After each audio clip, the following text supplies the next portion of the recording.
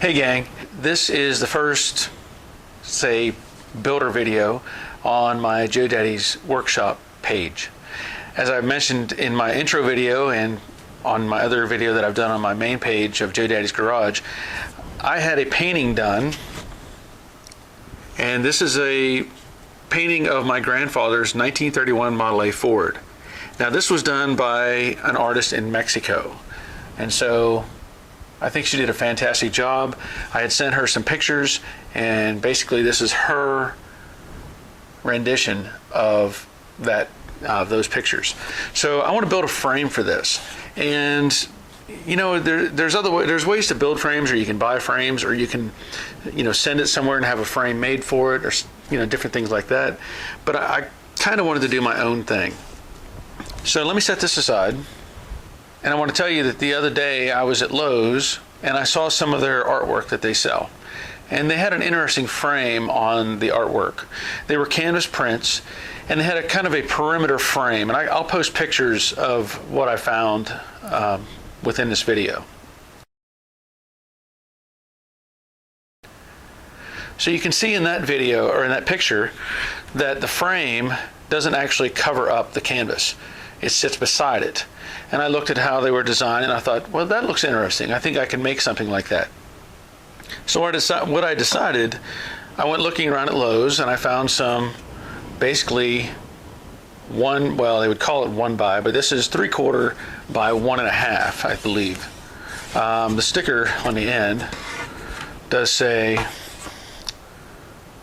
yes, 0.75 by 1.5. So I will also post a picture of this that I found of the price tag at Lowe's. All right, so the idea being, I want to build a frame out of this. Now, this by itself is not going to work for what I want to do, but if I take two of these and I attach them to each other, I can create an L bracket, or an L, let's say, framework. And I'll show you more detail on that in a minute. And I'll make a perimeter frame, and basically when it's all together, the picture or the painting will sit inside of this, and then I can staple it to this flange here, let's say, of this piece. So basically I will be using this wood. I'm going to use some trusty old Elmer's wood glue. I bought a little sanding block, 220 grit. I do have some stain, and I may use this, I may not. I have some other stains, but I'm going to experiment with this one. I did buy a brush from Valspar for stain application. I also was rummaging through my tools and equipment, and I found this old Bostitch air nailer that I bought probably 20 years ago, and a friend borrowed it, and I got it back a couple years ago. So I've never actually used this. He used it quite a bit to do the trim in his house. So I bought that, or I have that to use. So that'll be part of the process. And that is using 18 gauge, 1.5" brad nails. So, and those are from Hitachi. And that's just a little package of that. So I'll go over more of this in just a minute, but that's the basics, and let's get started. Now, to start with, my plan is I want to have on the perimeter of the painting, the frame, I want it to have a little bit of texture, a little bit of, you know, kind of a rustic look to it. So any kind of knots that I see on this wood, I'm going to try to put on the perimeter. So I have these two pieces picked out because they look like they have the most. And these two pieces are relatively smooth. Now, when you go look and get this wood, you want to make sure that you can look down the wood. You can look down and see that it's straight. Look both directions. This is hard for me to do here. And then you can see this is pretty straight. And you just basically you're just eyeballing down this edge, and if it has any kind of big curve in it, you're not going to want to use it. So as I do this, again, the plan is to make these two the perimeter, and then these two will be in the back. Now, I wanted to show you when I put these two together, and this is just as an example right now. This will get nailed together with these little brads, and basically they're 1.5 inches. And along with the glue, you can see how much that's going to penetrate into that secondary piece.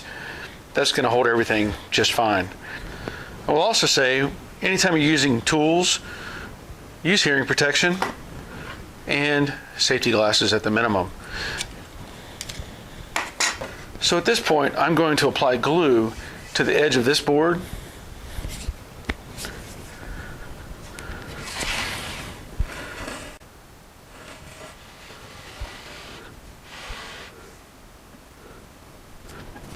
And it really shouldn't take much. And then I'm going to lay that one down and take this one with the edge that I want to have exposed and put it up against it. Now, the idea here is I'm going to nail these two together, so I want to make sure my flanges of each one interact and it makes them level with each other. So I'm going to start on the end down here, hearing protection. I'm going to use my brad nailer. I know this is kind of hard to see. I'll make sure these are flush to each other, so I will put in some nails about every 6 inches or so.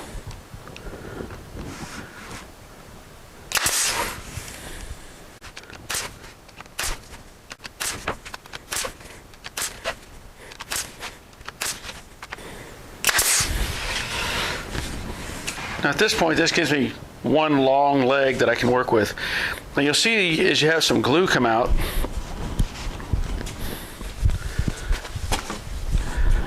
the nice part about Elmer's is it cleans up with a little bit of water.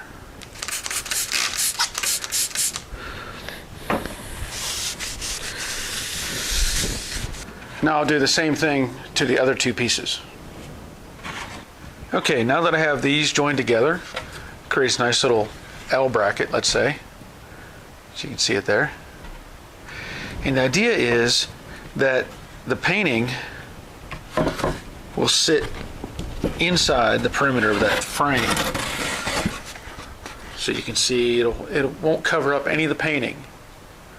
And then on the back side, with the thickness of the frame that is used for the stretching, and this is sitting together, I could put staples along this edge here and attach it to the main frame structure. So at this point, what I want to do is measure off the size of this painting, and that'll give me some measurements I can use to cut the different sides or legs of this framework. And I'll use a standard chop saw and cut at a 45-degree angle, and that'll create this framework for this. So let's get started on that. And what I'm going to cut this framework with is my Delta compound miter saw. Now, I've had this for a while. I've used it for a lot of construction projects, framing and that sort of thing. And ideally, it probably should have a blade that is a bit finer, but it's going to work for what I'm using it for. This is a compound miter saw, which means it can rotate this direction and it can also pivot this direction. So if you have a complex angle you need to cut, you can actually tilt the motor to the side.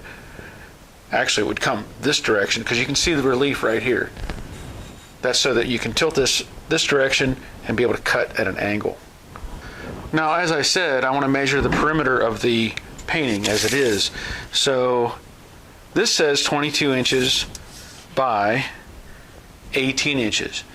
I don't want it exactly 22. I don't want to force this into the frame. So I'm going to make it a little bit bigger. All right, so my plan is I want to make this about 22 1/4 because I want just a little bit of space around the perimeter, like I said, of the painting. So I'm going to start with a mark here that I just drew a straight edge on. Hope you can see that okay. So I have just a little hash mark. And then I'm going to measure off 22 1/4 from that location and put another mark. So I'll get that measurement and draw a second mark over here. So now that I have my marks, one here and one here, again at 22 1/4, I'm going to take my little square that I have and put an angle on that. And I'm going to work from the inside of that corner because I want to cut it so that it creates an exterior frame. So I'm going to cut at an angle like that, and then I'll repeat that the opposite direction on this end. Again, I'll line up on that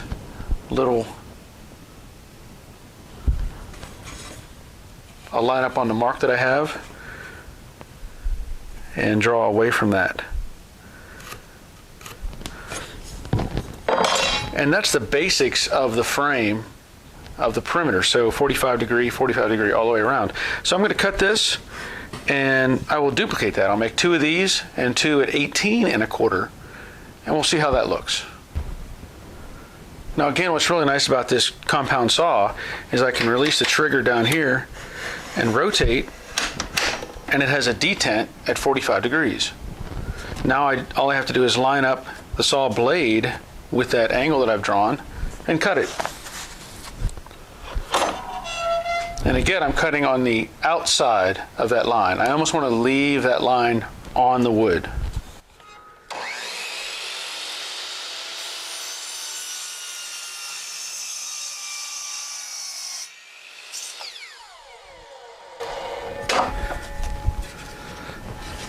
Hopefully you can see that.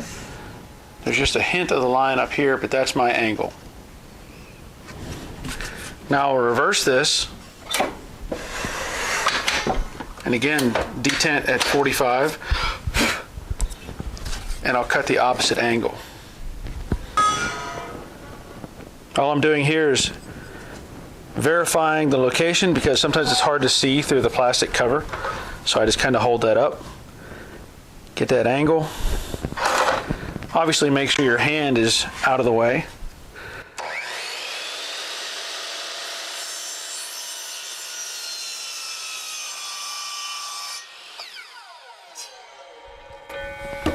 And that should be one leg of the framework. So as an example, you can just see that's a little bit over, and this side is also just a little bit over. I think that's going to work out great. Now I'll make another one of those, and then I'm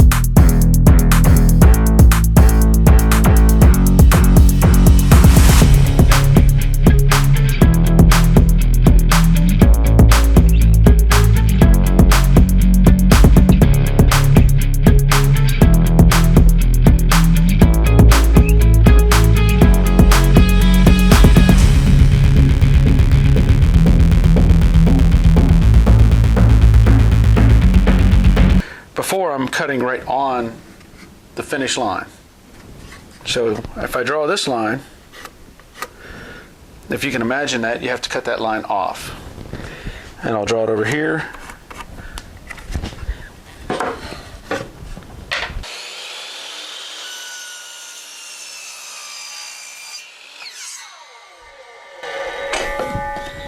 And then I can put these two back to back, compare the sizes,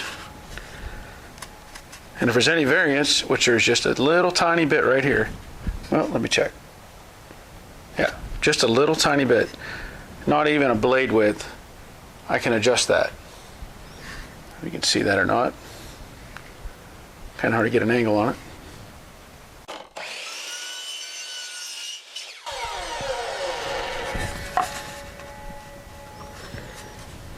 That's better.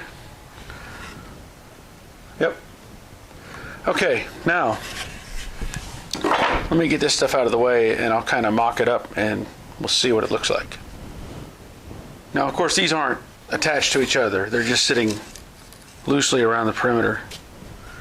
So I'm going to set the painting in.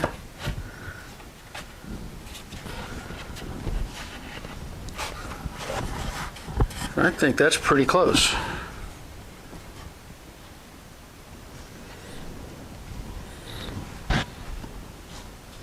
Now, of course, you have to measure and make it fit whatever you're putting together, but you know, and if you need to make adjustments, make adjustments. But this is going to work out pretty well. So now I just need to assemble these. So I'm lucky enough that the friend of mine who helped me stretch the canvas originally, he had a framing business, and this is a frame jig, and he said I could borrow it. And basically, I'm just going to clamp up the pieces of wood, and this will give me the most accurate 45 that I can come up with.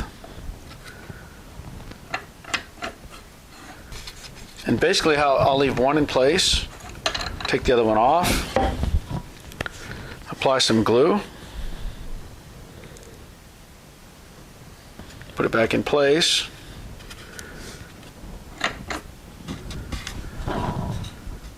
and once I'm happy with it, come back with the brad nailer and make it permanent.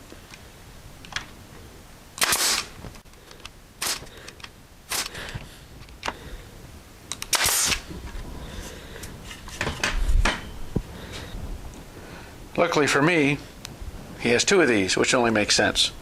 If you're going to have a business doing these things, you need to have the right equipment. Now, I'm not going to do this as a business, obviously. I'm just doing it for me and my house, and for you to kind of look at and go, what's he doing? So I'm going to re-glue these,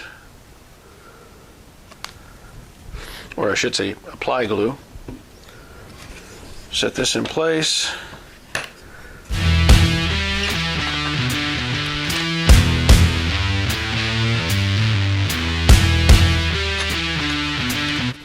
And again, use the brad nailer to finish it off.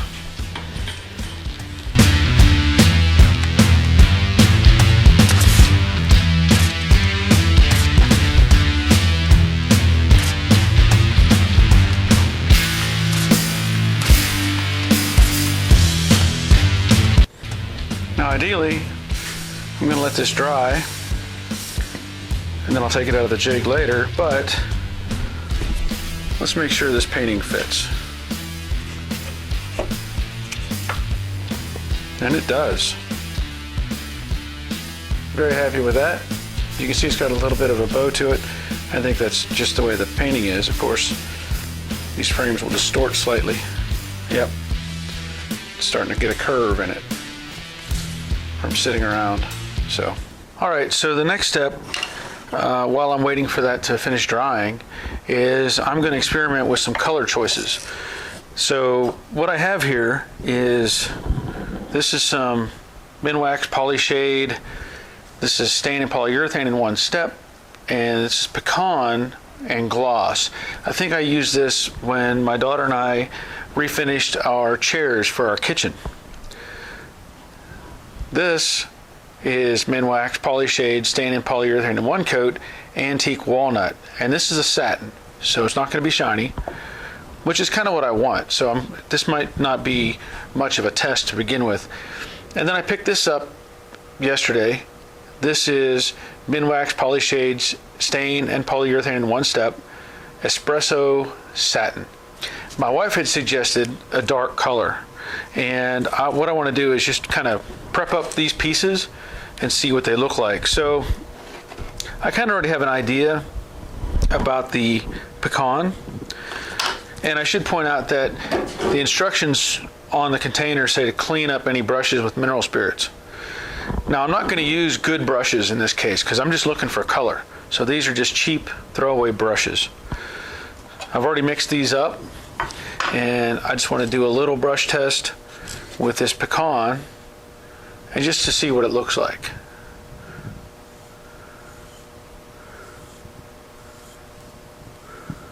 And I'm not expecting it to be the color that I'm going to choose anyway, but you can see it's not very dark. And again, this is just one coat, so the experiment may need to have several coats to make sure that it's what I'm looking for. So I'm going to set that aside. And then this antique walnut, which is obviously much darker.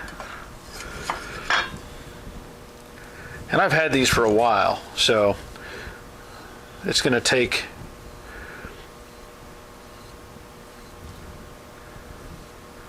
some effort to make this work.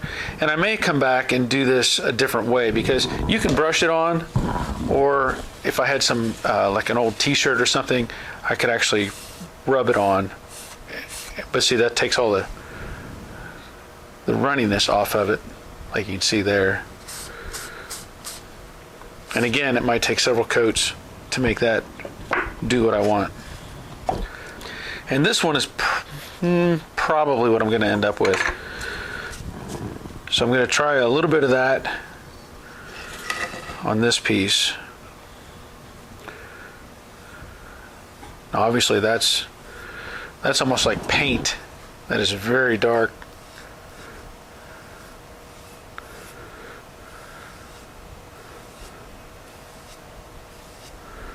But I want to see what happens if I run over that with a paper towel as well.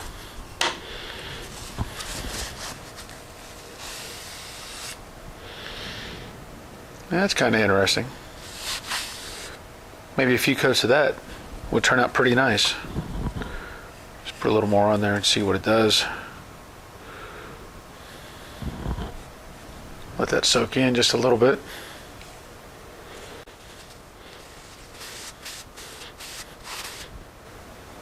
That's not too bad. Now again, I'm just using these generic brushes, and it may take, per the instructions, you would apply this, let it dry 6 hours, come back with triple aught steel wool to take off any loose pieces, and then apply another coat. But I'm just kind of experimenting right now to see what may or may not work.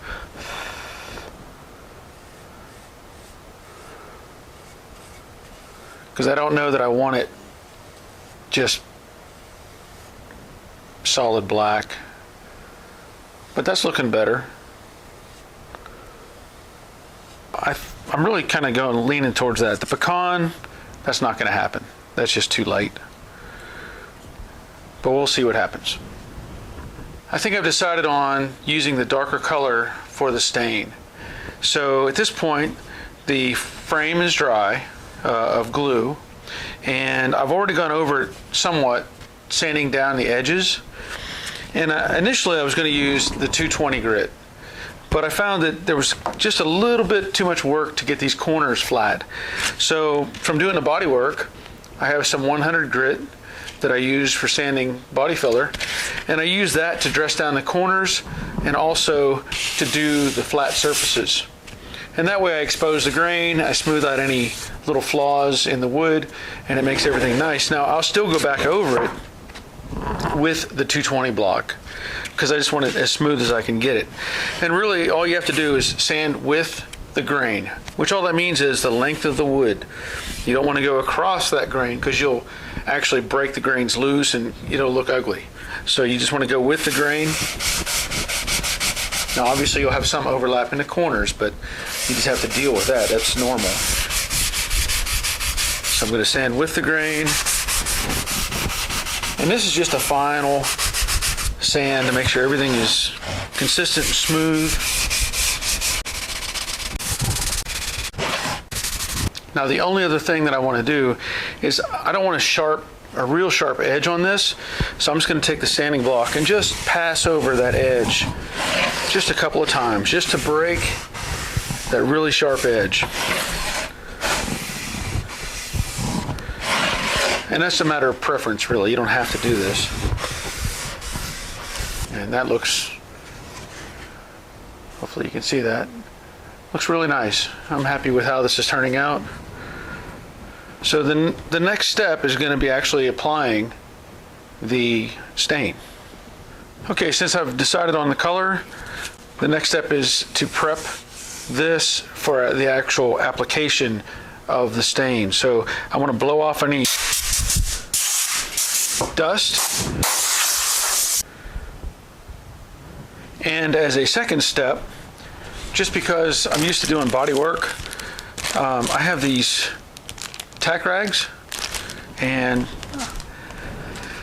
I figured it wouldn't hurt at all to wipe this down with a tack cloth. Get out any extra dust that may be hanging on.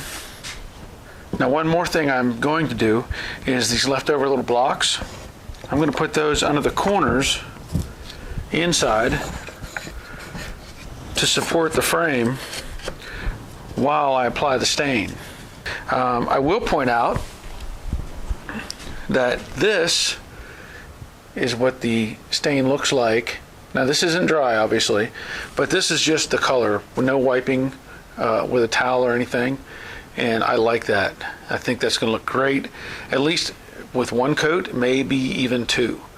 So at this point, I'm going to do the same thing, and I will say it recommends on the can that you wear a quality respirator. So I'm going to put a respirator on.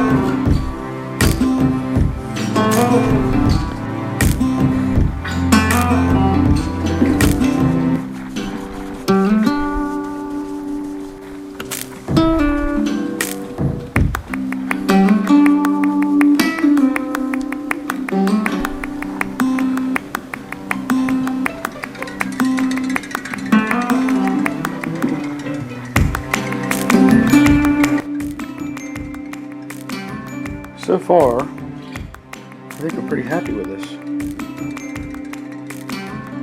So we'll let this dry, like it said, 6 hours. And then I'll go over it with some steel wool. And we'll see if it needs a second coat. So I decided to let this dry overnight. And I can tell you that I am satisfied. I think it turned out exactly like I wanted it. Now it's hard to see the texture and everything, but this is exactly what I was looking for. A bit of rustic look to it, and still an all wood solid structure. And I think it looks great. My wife likes it. Even Iron Man's impressed. So now I'm going to go to the second part, which I'm going to put a bracket on the backside for mounting it, and then I'm going to attach the painting into the frame.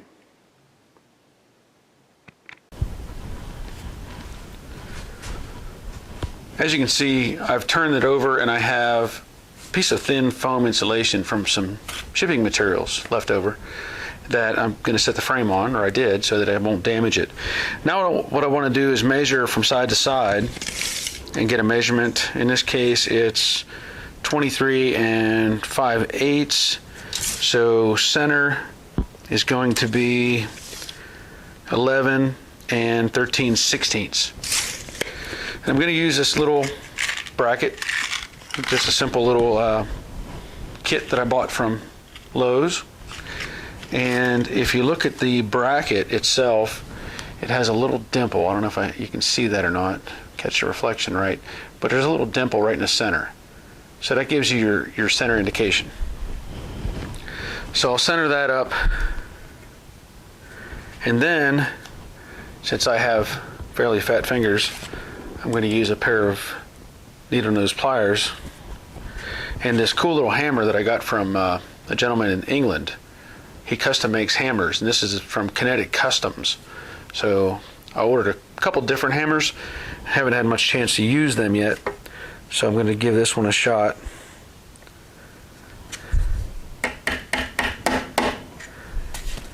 And I'll get the other one started before I finish nailing that down, just so I have it where I want it.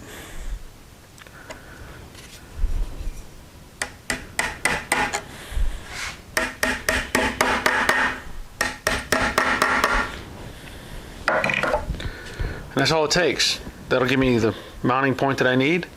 And now I'll work on getting the painting into the frame. Okay, so I think there's a couple ways to do this. You know, this is a very solid and 3/4 inch thickness down here in the base, or in the perimeter, let's say. One of my ideas, and I think it's going to work, is I'm going to take, I have this little Arrow PT50 air stapler, and I'm going to use the T50 staples that are 1/2 inch long, and I think it's going to work fine. The idea being, I insert the painting, and then the plan is, when I press it back flush, I'll be able to take the staple gun and come in at an angle and staple that down. Now, if that didn't work, the other idea that I had, which is fairly simple, was I was just going to take a thin little strip of wood and lay it on top of the overlap, and then use some 5/8 inch brads and just nail it with the brads. So I'm going to try it with a stapler first, and if that doesn't work, I'll go to the alternative and make a strap. I'm going to start here in the corner. Hopefully you can see that okay. Let's see if this works. Yeah, I think that's going to work fine. Hopefully you can see that. Center that up as best I can.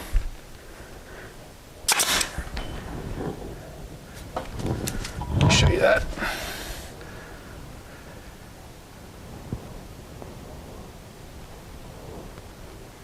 There you go. Now you can see it. I think that's going to work just fine. Now, of course, I will put in more staples. I'm just giving you the rough in the corners.